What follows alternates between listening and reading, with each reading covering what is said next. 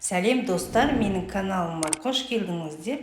Менің каналыма тіркеліп және подписать етіп, лайк басуды, комментарий жазуды ұмытпаңыздар.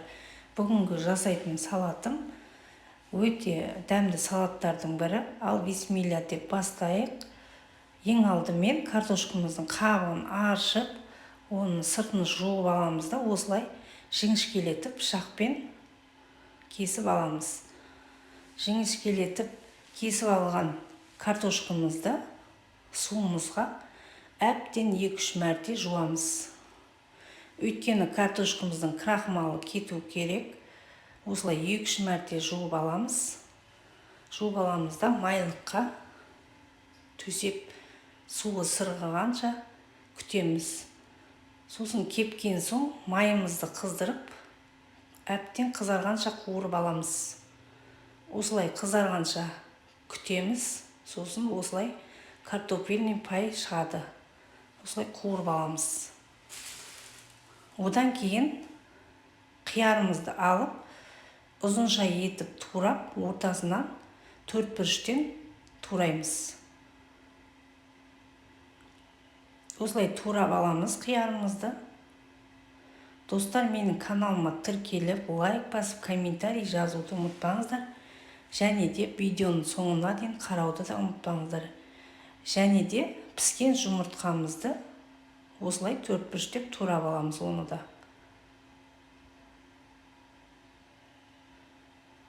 Осылай турап алдық.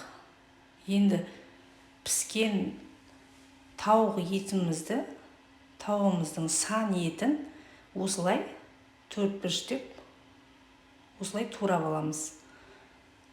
Турап аламыз да салатымызға саламыз.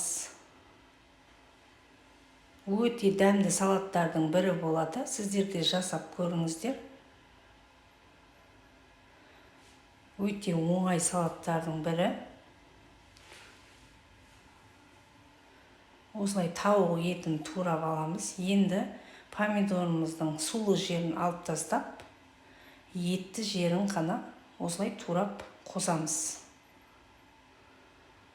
Достар, менің каналыма тіркеліп, лайк басып және видеоның соңына дейін қарауымды өтінемін. Және де тіркелмеген болсаңыздар, қоңыраушаны басып қоюыңызға болады. Осылай помидорымызды 4 бұрыштеп турап алдық. Енді жүгерімізді саламыз консервідегі. Енді аз ғана тұз салып, және майонезімізді салып, осылай араластырамыз. Енді салатымыз дайын. Енді тарелкамызге сала беруге болады. Салатымызды тарелкаға орналастырып алып, бетіне картофель пайды салып әсемдейміз. Өте әдемі салат шықты.